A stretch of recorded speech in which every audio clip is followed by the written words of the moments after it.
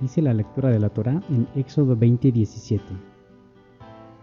Lo tachmod beit re'eja, lo tachmod eshet re'eja, be'abdo, be'amato, be'shogro, be'hamoro, be'chol asher le re'eja. La traducción en la versión en español dice: no codiciarás la casa de tu prójimo, no codiciarás la mujer de tu prójimo, ni su siervo, ni su criada, ni su buey, ni su asno, ni alguna cosa que sea de tu prójimo. Este es el 10º mandamiento en el compendio que se conoce en hebreo como Eseret HaDevarim o Averit, las 10 palabras o el pacto. Es decir, con estas 10 ordenanzas, Dios estableció un pacto o un estilo de vida para los hijos de Israel y para todas aquellas personas que quieren acercarse a su presencia. Podemos puntualizar que estas 10 palabras están divididas en 2 secciones. La primera abarca del primer mandamiento al 5º, y la segunda desde el 6º mandamiento hasta el 10º. Entonces podemos notar 2 secciones ampliamente reconocibles. La primera sección tiene que ver en el trato que hay entre el hombre hacia Dios, y la segunda con el hombre hacia su prójimo.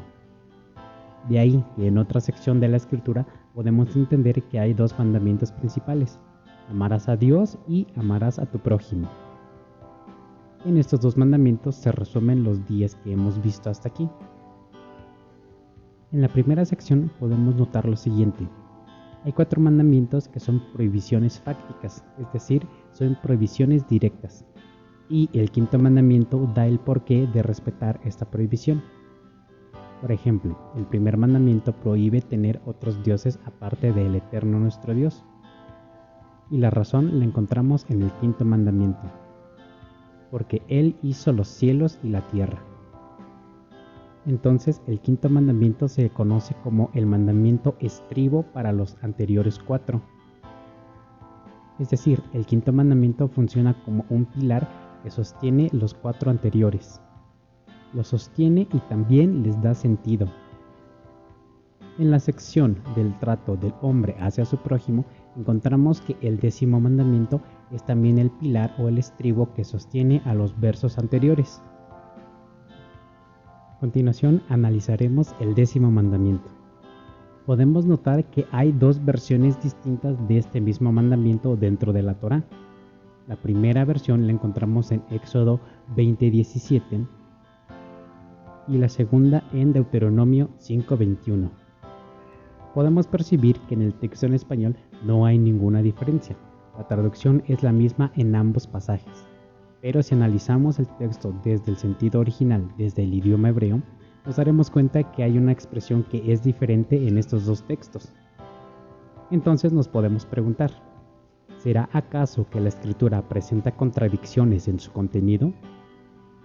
Recordemos que en el pasaje del libro del Éxodo es Dios quien está dando las instrucciones, mientras que el libro de Deuteronomio es la recapitulación de todos los mandamientos. Es muy posible que este libro haya sido escrito por Josué. En otra ocasión hablaremos un poco acerca de eso. Entonces, de cierta manera, es muy normal que en la recapitulación de los textos haya algunas palabras que se ponen extras para darle mejor claridad al contenido inicial del texto. La diferencia en los textos es la siguiente. El libro de Éxodo dice: Velo tachmod eshet re'eja, Velo tachmod beit re'eja. La traducción es: no desearás a la mujer de tu prójimo y no desearás la casa de tu prójimo.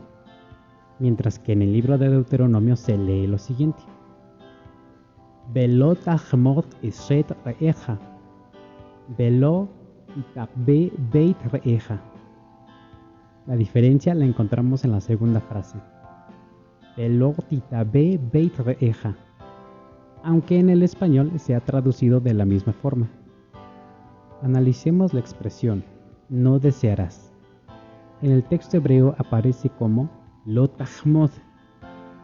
La raíz hebrea hamad se puede entender como algo que es deleitoso, algo que es exquisito. Esta raíz hamad viene de una partícula hebrea que es la palabra ham. Ham en el texto hebreo significa literalmente queso. Y el queso se obtenía como producto de la leche de la vaca. Y era considerado en Medio Oriente como una delicia al paladar. Y de esta misma partícula surgió la expresión laham, que significa comer. Entonces el queso podría transmitir la idea de antojo o algo que se desea con mucha intención o algo que se desea desesperadamente. Para tener más claro el concepto de hamad, realizaremos el siguiente ejercicio. ¿Podrá usted imaginar la mitad de un limón grande, jugoso, espolvoreado con una pequeña capa de chile picante, aderezado con un poco de sal?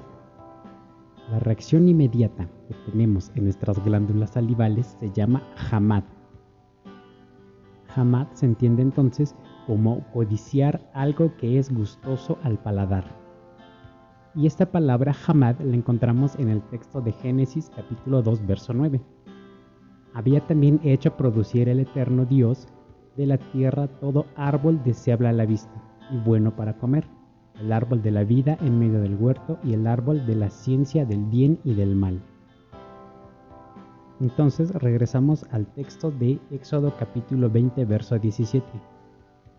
La expresión literal diría: no sentirás antojo por la casa de tu prójimo.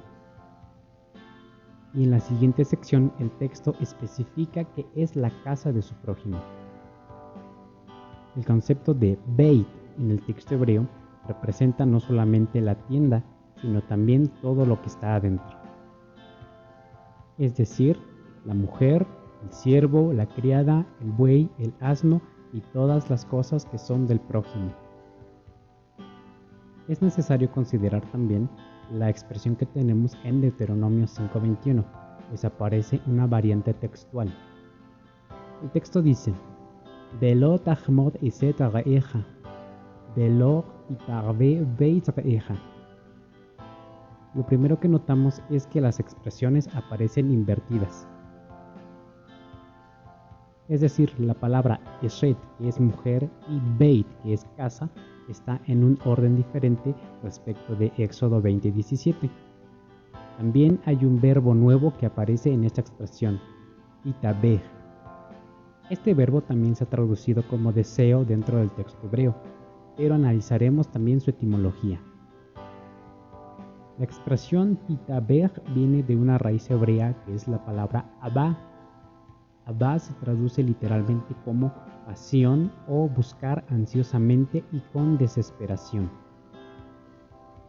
La raíz más profunda de la palabra abá significa literalmente el suspiro de una vaca. Recordemos que el pueblo de Israel era un pueblo que se dedicaba principalmente al pastoreo de vacas y de ovejas. Entonces, todas las expresiones que encontramos en la escritura están relacionadas a este tipo de actividad. ¿Qué entendemos entonces por el suspiro fuerte de una vaca? Esto hace alusión a la etapa de celo que una vaca tenía cuando estaba lista para reproducirse. Esto es que en la etapa de reproducción una vaca mugía o daba fuertes alaridos en señal de que buscaba a una pareja con la cual reproducirse. Esto es abá. Entonces la expresión abá significa literalmente estar en celo o estar en lujuria. Entonces el significado textual es: no tendrás lujuria por la mujer de tu prójimo. Y también debemos puntualizar que la palabra abá, que es lujuria, aparece en el libro de Génesis capítulo 3 en el verso 6. La lectura es la siguiente: Vatire aish kitov aretz le ma'achal, bechi ta'aba'u le einaim.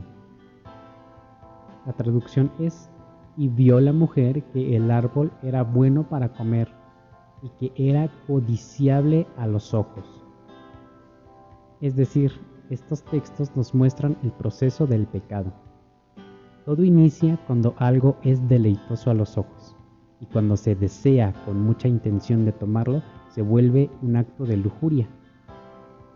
Esto es Hamad, el deseo, y Abaj, la lujuria. De esta manera entendemos que el 10º mandamiento es el pilar o el estribo en donde reposan los 4 anteriores. Es decir, cuando una persona ha caído en desear las posesiones de su prójimo, es fácil que cometa otros pecados como matar, robar o hablar falso testimonio. Romper la ordenanza que encontramos en el 10º mandamiento lleva a las personas a tener una vida de intranquilidad y de insatisfacción personal. La persona siempre estará comparándose con su prójimo. Esto la llevará a vivir en frustración, considerando solamente aquellas cosas de las que carecen sin dar gracias por las cosas que el Eterno le ha dado como bendición. Y también es una muestra de falta de emuná o de confianza en el Señor. En este respecto, la Escritura también nos enseña: teniendo con qué vestir y qué comer, estemos satisfechos con ello.